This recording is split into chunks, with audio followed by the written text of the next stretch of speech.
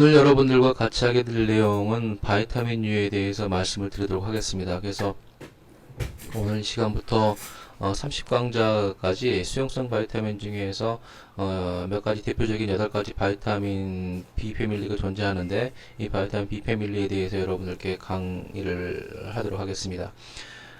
오늘 여러분들한테 보여드릴 내용은 방금 말씀드린 것처럼 수용성 바이타민 중에서 첫 번째 나오는 바이타민 B 패밀리가 되겠습니다. 바이타민 B 패밀리에 대한 개요를 먼저 살펴보는 게 우선적이겠죠. 8종류의 솔로블한 바이타민 B 패밀리가 존재하게 되었고, 그 8종류를 구체적으로 살펴보면 B1으로서의 티아민, 그 다음에 B2로서의 리보플라빈, B6, B12, 니아신, 판토세닉 애시드, 바이오틴, 그리고 엽산으로서의 폴릭 애시드라고 하는 이러한 8종류가 일반적인 바이타민 B 패밀리로서 수용성 바이타민을 대표적으로 나타내는 그러한 종류라고 말씀을 드리겠습니다. 이러한 바이타민 B 패밀리의 일반적인 그 생리 활성에 관련된 기능은 에너지 프로듀싱 메타볼릭 리액션에 관여를 한다는 얘기죠. 즉 신체 내에서 생명체가 생명을 하기 위해서는 바이오 에너지 형태인 ATP를 만들어야 되는데, 이런 ATP를 만들어내는 여러 가지 대사 과정 중에서 카보하이드레이트이 일반적으로 단당류인 글루코스로 만들어지게 되면, 글루코스는 해당 과정과 TCA 사이클을 통해서 ATP와 전자를 만들어내게 되고, 특히 TCA 사이클에서 만들어진 전자는 NADH나 FADH2의 형태로 각 조직에 있는, 특히 간 조직에 있는 마이토콘드리아 이너 멤브레인에 있는 전자전달기로 들어감으로써 ATP를 다량으로 생성해내는 그러한 과정을 거치게 되는데, 어쨌든 바이타민 B 패밀리는 이렇게 바이오 에너지인 ATP를 만들어내는 에너지 프로덕션에 관련된 그러한 역할을 수행하는 것이 바이타민 B 패밀리의 주요한 역할로 알려져 있습니다. 그래서 여기 지금 파란색으로 지금 볼드체로 써 있는 것처럼 카보하이드레이트를 글루코스 단당류 형태로 만든 다음에 단당류 형태에서 에너지를 만들어내는 해당 과정, 그 다음에 TCA 사이클에서의 액션, 그리고 더 나아가서는 마이토콘드리아 이너 멤브레인에 존재하는 전자전달기의 역할을 해줌으로써 에너지를 만들어내는데 결정적인 보호요소로서 역할을 한다고 하는 것입니다. 이러한 바이타민 B 컴플렉스는 방금 말씀드린 것처럼 글루코스 이외에 지방과 단백질의 분해대사 반응에도 근본적으로 그 액션을 가지고 있습니다.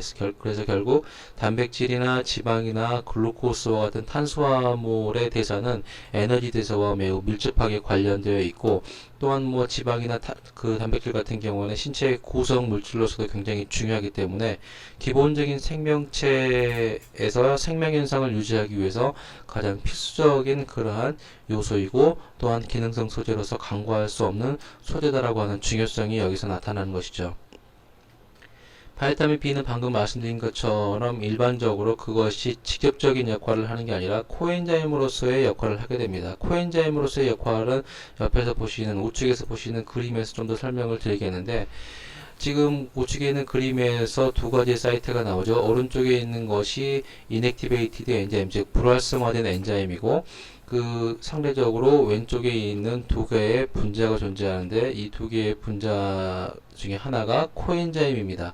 엔자임이라고 하는 것은 단백질이기 때문에 구조적인 형상이 갖춰져야만 본질적으로 자기 기능성을 하게 되는 건데, 자기의 기능을 발휘하게 되는 건데요. 결국 엔자임이라고 하는 것은 기질과 스페시픽한 바인딩을 하게 되죠. 즉 어떠한 기질과도 그 선택적인 기질이 없이 마구적으로 바인딩을 하는 게 아니라, 기질 특이성이라고 여러분들이 배우셨겠지만 특별한 기질과 엔자임과의 반응하는 그러한 기작을 보이게 되는데, 그때 구조적으로 완성도를 높여주는 것이 바로 코엔자임입니다.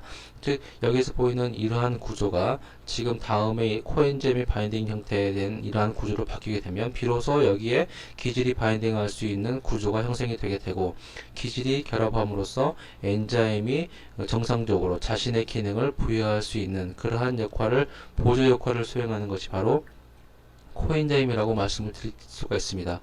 결과적으로는 에너지 대사에 관련된 엔자임의 코엔자임으로서 역할을 하는데, 그 코엔자임으로서의 역할이 엔자임의 활성을, 액티비티를 촉발시켜 주는 거기 때문에 결국 캐탈리스트로서의 역할을 하고 있다라고 말씀을 드릴 수가 있겠고요. 이런 바이타민은 이런 에너지 대사 이외에도 근육을 정상적으로 근육 활동을 유지시켜 준다든지, 그 다음에 여러 가지 이제 그 소화기관의 어떤 그 장내 벽의 건강을 유지시켜 줌으로써 소화 기능을 정상적으로 유지를 시켜 준다든지, 그럼으로써 궁극적으로 그 건강을 유지시켜 주거나, 또는 이런 건강 유지 이외에 신경 시스템에 있어서의 그런 그 상태를 정상화 시켜주는 그러한 건강의 그 유지, 또는 뭐 스킨이나 그다음에 뭐 헤어, 눈에 관련된 여러 가지 그 생리 현상들, 그다음에 구강과 간에 관련된 여러 가지 생리 현상들의 바이타민 B 컴플렉스가 작용을 함으로써 전반적으로 말씀드린 것처럼 에너지 대사 이외에도 아주 중요한 생명 현상 유지를 위한 기능을 가지고 있다고 하는 것이 바이타민 B 컴플렉스의 대표적인 기능이라고 말씀을 드릴 수가 있겠습니다. 바이타민 B1인 세아민에 대해서 여러분들한테 설명드리기 전에, 일단 바이타민 B1이 가지고 있는 여러 가지 중요한 기능 중에서 대표적이라고 말씀을 드렸던 것이 결국 에너지 대사에 관련된 그러한 기능이었었죠. 그래서 에너지 대사에 관련된 기능은 결국 그것이 코엔자임의 형태로, 프로스테틱 그룹이라고 하는 보조의 인자의 형태로 작용을 한다는 것입니다. 엔자임과 코엔자임과의 관계를 다시 한번 여러분들한테 말씀을 드리는 것이 본 그림이 되겠는데요. 이 그림에서 보시는 것처럼 이쪽은 지금 인액티베이티드, 불활성화된 엔자임이고, 불활성화된 엔자임에는 각각의 구조가 형성이 되어 있는데 아직은 구조적으로 불안정하기 때문에 액티베이션이 될 수 없는 상태죠. 이때 그 단백질이 아닌 형태, 프로테인이 아닌 형태로서의 조효소 또는 프로스테틱 그룹, 보조 인자로서 이러한 바이타민 B 패밀리가 결합을 하게 되면 결국 기질과 결합할 수 있는 활성형의 인자 효소로 전환이 되게 되고, 결국 효소가 가지고 있는 프로테인으로서의 엔자임이 가지고 있는 본연의 생리적인 기능을 수행할 수 있다고 하는 것이고, 주로 관련된 엔자임들이 앞서 보신 여러 가지 기능들 중에서 에너지 대사에 관련된 엔자임에 상당히 중요한 역할을 하고 있는 것이 바이타민 B 패밀리에 해당이 된다는 겁니다. 즉 코엔자임이라고 하는 것을 먼저 살펴보면은 유기물은 유기물인데 단백질성 물질이 아닌 유기물인과 동시에 엔자임의 그 기능을 유지해 줄 수 있는 하나의 파트로 작용하는 코팩터 또는 프로스테틱 그룹의 일종이라는 것이죠. 이것은 일반적으로 코엔자임들은 수용성 바이타민인데 인성분과 결합된 포스포릴레이션이 된 그러한 수용성 바이타민이라고 하는 겁니다. 그래서 이런 수용성 바이타민으로서 인산화된 코팩터들이 비로소 그 불활성화된 상태의 엔자임을 아포엔자임이라고 부르게 되는데, 이런 불활성화된 아포엔자임과 결합함으로써 결과적으로 궁극적으로 활성형을 나타내는 할로엔자임의 형태로 바뀌게 된다라는 것이죠. 그 다음에 이제 개요에 대해서는 충분히 설명을 드렸고, 그 개요에서 강조했던 에너지 대사에 어떻게 관여를 하게 되는지 바이타민 B1, 시아민부터 살펴보도록 하겠습니다. 바이타민 B1은 시아민으로서의 바이타민 B1이라고 말씀을 드릴 수가 있는데, 8가지 바이타민 B 그룹 중에서 8가지 바이타민 그 폼들 중에서 하나라고 말씀을 드릴 수가 있겠고요. 가장 먼저 1926년에 발견되어서 동정이 된 그러한 바이타민이 바이타민 B1에 해당이 되겠습니다. 이것 역시 셀룰러 레스포레이션의 코엔자임으로서의 기능이 굉장히 강하다라고 되어 있는데, 셀룰러 레스포레이션은 뭡니까? 결국 세포호흡에 관련된 엔자임이라고 하는 거고, 세포호흡이라고 하는 것은 에너지 대사에서 ATP를 만들어내는 그러한 과정이라고 볼 수가 있겠습니다. 그래서 주로 에너지 대사에 관련된 중요한 기능을 갖는 코어 엔자임이다 라고 이해를 하시면 되겠죠. 셀룰러 레스포레이션은 특별한 언급이 없는 한 에너지 대사, 에너지 프로듀싱 메타볼리즘이라고 이해를 하셔도 크게 문제는 없을 거라고 생각이 됩니다.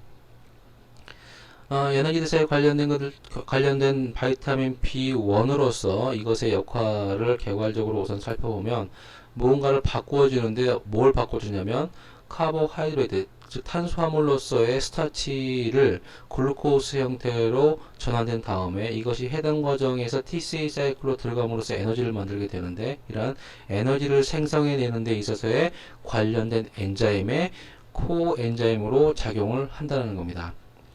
그렇다면 이러한 바이타민 B1은 주로 언제 필요할까요? 일반적으로 사람이 운동을 하지 않고 가만히 누워있는 상태라고 하더라도 생명현상을 유지하기 위해서는 기초대사에 관련된 에너지가 필요한데 이때에는 그렇게 많은 에너지가 상대적으로 필요하진 않겠죠. 그렇다면 상대적으로 에너지가 많이 필요할 때는 주로 운동을 할 때나 갑작스럽게 에너지를 많이 필요로 하는 무언가 생리적인 현상이 발생되었을 때 에너지가 필요하는데 그때 주로 바이타민 B1이 역할을 해줄 수가 있다는 것입니다. 즉 그 에너지를 생성하는데 바이타민 B1이 반드시 필수적이라는 얘기죠. 이러한 바이타민은 다음과 같은 구조, 고리 구조가 즉 두 개의 고리 구조, 육각형과 오각형의 고리 구조가 CH2라고 하는 이러한 탄화수소에 의해서 결합되어 있는 그런 형태를 볼 수 있습니다. 결국 두 개의 고리 구조의 중앙에 탄화수소인 CH2가 존재한다고 하는 것인데 때문에 탄화수소라고 하는 CH2에 의해서 두 개의 고리 구조가 결합되어 있기 때문에 이것은 외적인 또는 물리적인 스트레스에 상대적으로 취약한 그러한 성질을 가지고 있어요. 일반적으로 바이타민 B1이 식품 소재 또는 생리활성 소재라고 한다면 물리적인 스트레스는 가공 중에 나타나는 여러가지 히팅과 같은 그러한 열에너지가 되겠죠. 그래서 식품을 과도하게 오버쿠킹 할 경우에는 이런 센터에 있는 카본이 분리가 되면서 결국 시아민의 구조가 두 개로 분리가 되는 것이고 그러면 시아민으로서의 역할을 수행할 수가 없는 것입니다. 그래서 결국 우리가 가공을 하더라도 오버쿠킹을 하는 오버히팅에 의한 그러한 방법은 결국 생리활성 소재를 파괴할 수 있다라고 하는 그러한 의미를 줄 수가 있습니다. 그렇다면 바이타민 B1이 에너지 대사에 어떻게 관련이 될까요? 바이타민 B1, 시아민으로서 관련되는 게 아니라 시아민의 유도체를 만들게 됩니다. 시아민의 유도체는 파이로포스페이트, 즉 시아민 파이로포스페이트인 TPP의 형태로 전환이 되게 되는 거죠. 즉 시아민이라고 하는 것이 두 개의 환이 CH에 의해서 센터에 의해서 결합이 된 것이 시아민이라고 하였는데 결국 수용성 바이타민이 엔자임과 코엔자임으로서 바이닝을 하려면 일반적으로 인산화가 되어야 된다. 포스포릴레이션이 되어야 된다고 했습니다. 즉 TPP도 그 시아민이 두 개의 인산과 결합을 한 포스포릴레이션이 된 컴플렉스 폼을 갖춰야만 시아민 파이로포스페이트 TPP의 형태가 됨으로써 에너지 대사에서의 코엔자임으로 작용을 하게 되는 것이죠. 코엔자임으로 작용을 하는 관련된 엔자임은 파이로베이트 디하이드로게네이스라고 하는 엔자임과 알파 케토글루타레이트 디하이드로게네이스, 그 다음에 트랜스케톨레이스라고 하는 세 가지 엔자임의 코엔자임으로 작용을 할 수 있습니다. 일반적으로 이 세 가지 엔자임 중에서 전자에 해당하는 파이로베이트 디하이드로게네이스나 알파 케토글루타레이트 디하이드로게네이스와 같은 경우에는 전자의 경우에는 해당 과정에서 그리고 후자의 경우에는 TCA 사이클에서 관련되는 그러한 엔자임의 코엔자임으로 작용함으로써 결국 탄수화물의 대사에 영향을 줄 수 있고 탄수화물의 대사 중에 특히 이 에너지를 생성해내는 에너지 프로덕션이나 셀룰러 레스포레이션에 관련된 그러한 작용에 영향을 줄 수 있는 두 가지 효소의 보요소로 작용한다는 것입니다.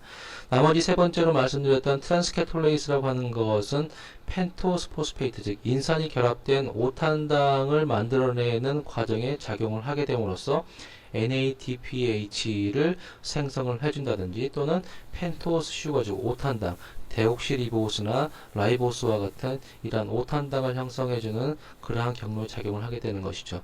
뒤에서 좀 더 구체적으로 보겠지만 이러한 NADPH라고 하는 것은 결국 일렉트론, 전자의 수용체로 작용할 수 있기 때문에 마이토콘드리아 내막에 있는 전자 전달계에서 전자의 이동에 굉장히 중요한 매개체로 작용될 수가 있겠고 결국 전자의 수용체로서 에너지 대사에도 한몫할 수 있는 그러한 인자로서 작용될 수가 있겠고요. 또한 펜토스 슈거라고 하는 것은 DNA를 만들 수 있는 그러한 그 기본적인 그 빌딩 블록의 형태의 구성 요소를 만들 수 있기 때문에 이 세 가지 엔자임 다 생리적으로 굉장히 중요한 엔자임이고 여기에 바이타민 B1의 유도체로서 티아민 파이로포스페이트인 TPP가 작용을 한다는 것입니다.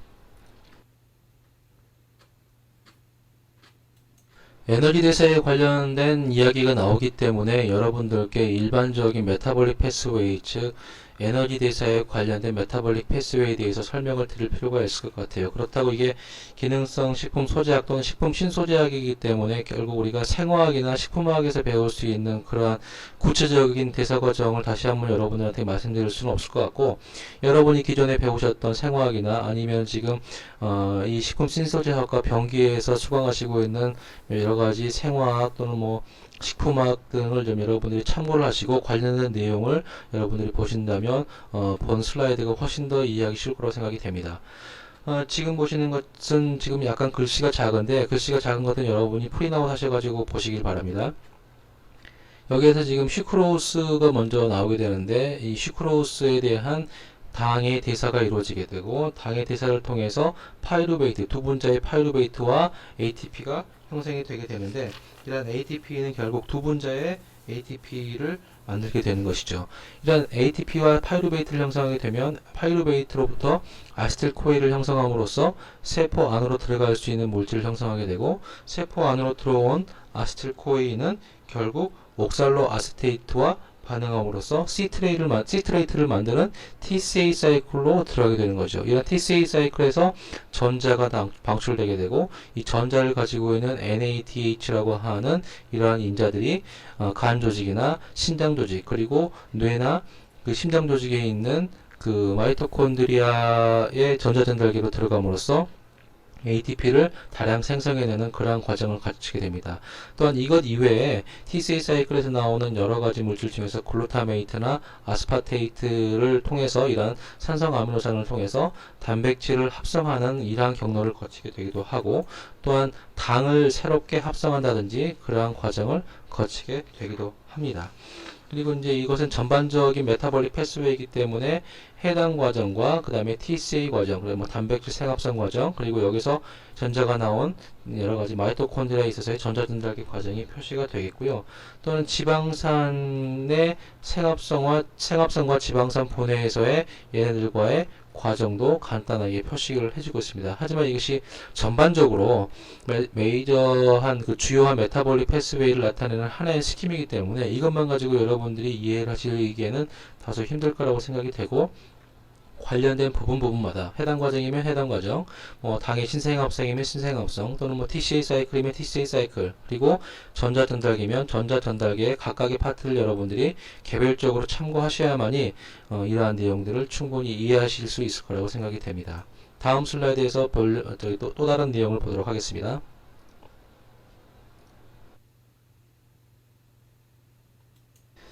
자, 지금 보시는 슬라이드는 파이루베이트 디하이드로게네이스입니다. 즉, 전 슬라이드에서 보셨던 내용을 여러분들이 상기시키면 TPP라고 하는 것, 즉, 티아민의 유도체인 인산화가 된 티아민 파이로포스페이트 TPP가 파이루베이트 디하이드로게네이스의 코엔자임으로 작용을 한다라고 하는 건데, 이것은 옥시데이티브 디카복실레이션은 뭡니까?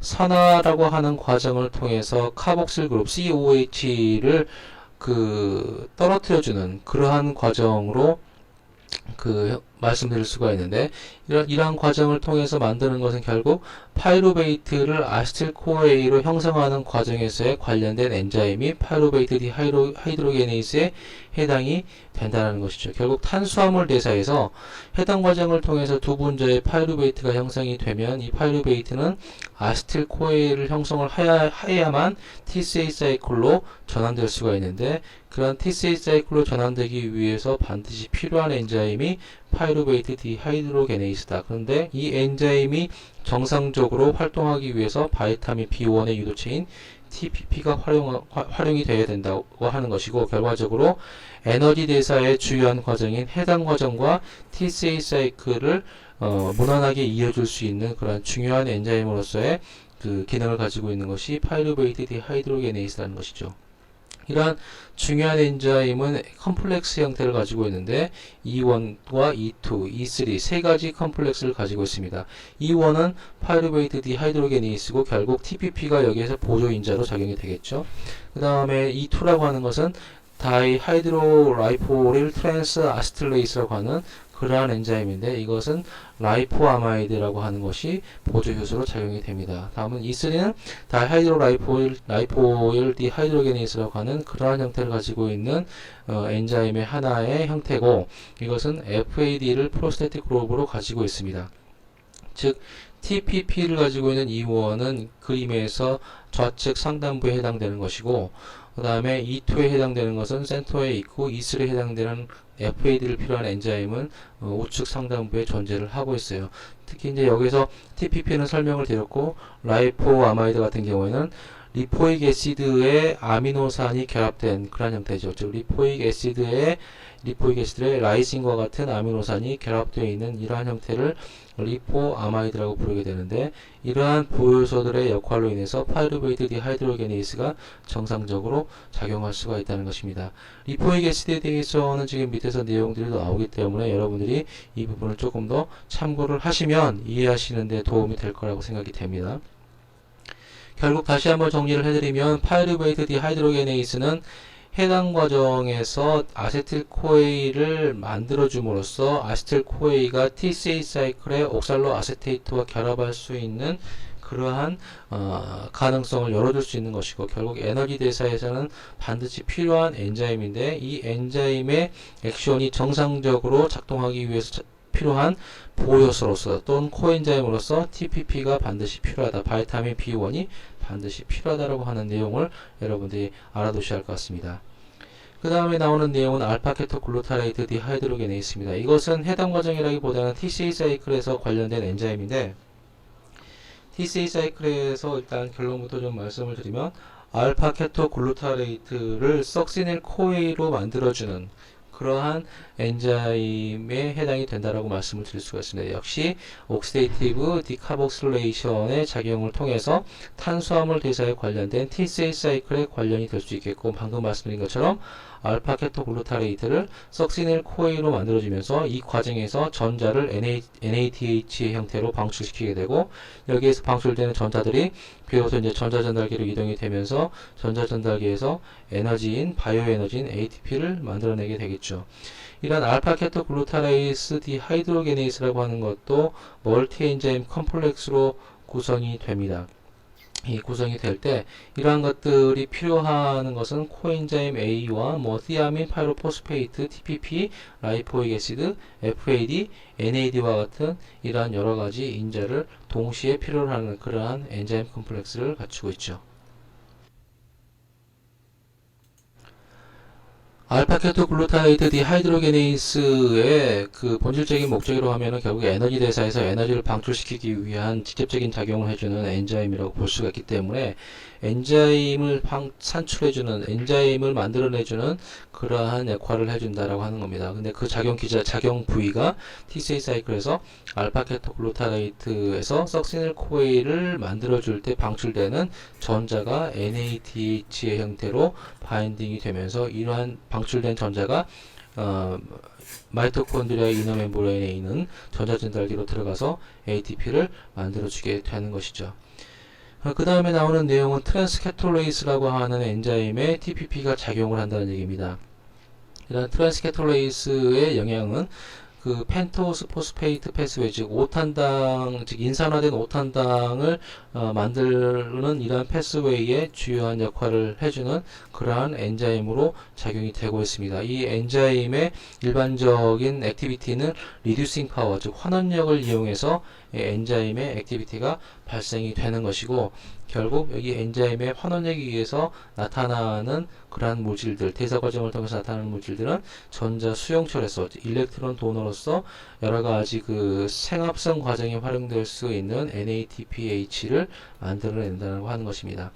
또한 일반적으로 라이보스 5포스페이트 즉 5탄당의 인산이 결합된 5번 카보니츠의 인산이 결합된 그런 5탄당을 만들어주게 되는 역할도 해주는데 이런 라이보스 5포스페이트와 같은 인산화된 5탄당은 굉장히 중요한 생체 구성 요소로서 작용을 하게 되고 ATP나 CoA, NAD, FAD, RNA나 DNA와 같은 유전 정보의 기본적인 구성 요소로서 작용하기 때문에 인체에서는 없어서는 안 되는 굉장히 중요한 생체 구성 성분이라고 말씀드릴 수가 있겠습니다. 때문에 역으로 말씀드리면 트랜스케톨레이스도 굉장히 중요한 역할을 하게 되고, 에너지 대사와는 무관하게 보이지만 NADPH와 같은 일렉트론 도너를 만든다고 하는 것도 간접적으로 에너지 대사와 관련이 됐다고 말씀드릴 수가 있겠고, ATP의 빌딩 블록 구성 요소로서 작용되기 때문에 역시 에너지 대사나 정상적인 에너지 산출에 도움을 줄 수 있는 그러한 엔자임이라고 말씀을 드릴 수가 있겠습니다.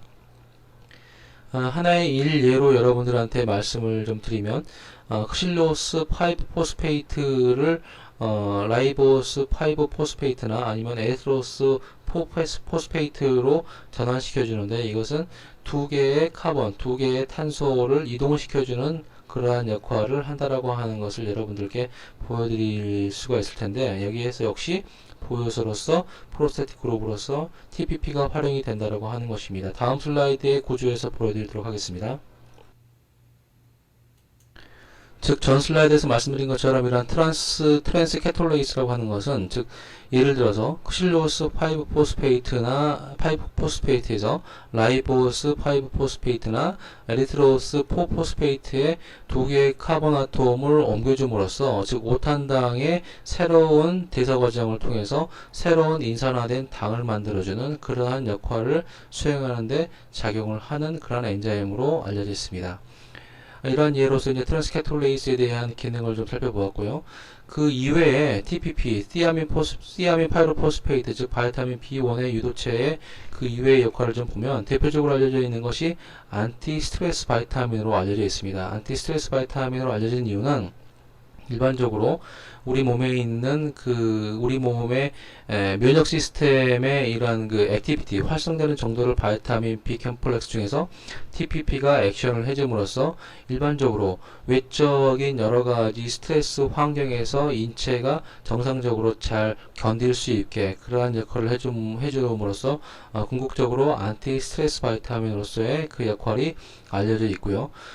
그 다음에 TPP는 이것 이외에도 안티스트레스성 소재로서 알려진 것 이외에도 아스틸콜린과 같은 브레인에서 뇌신경 전달 물질로 알려진 이러한 뉴로트랜스미터의 합성에도 도움을 주는 것으로 알려져 있겠고, 또 신경 전달에서의 신경 전달을 원활하게 만들어줄 수 있는 너브 임펄스의 활동에도 참여를 함으로써 역할을 수행하는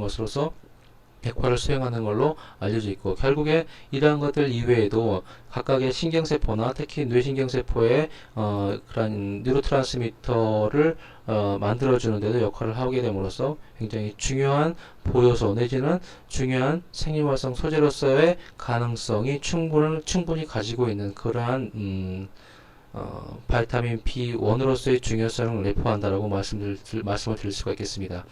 다음 시간에는 바이타민 B1의 흡수기작이나 바이타민 B1이 결핍되었을 시에 어떠한 결핍증이 나타날 수 있는지를 좀 추가적으로 말씀을 드리고, 바이타민 B2에 대해서 또한 새로운 내용을 여러분들께 소개해 드리도록 하겠습니다. 이상입니다.